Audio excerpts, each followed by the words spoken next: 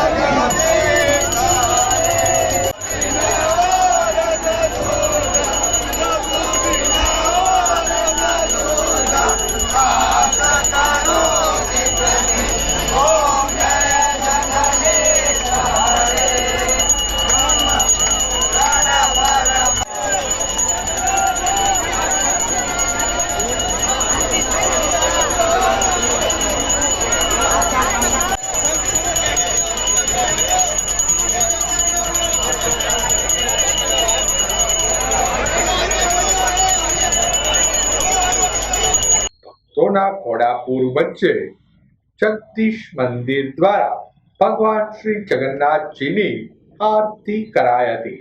આ તકે સમગ્ર વાતાવરણમાં જય જય જગન્નાથ, જય જગદીશ ના નારા ગુંજી ઉઠ્યા હતા.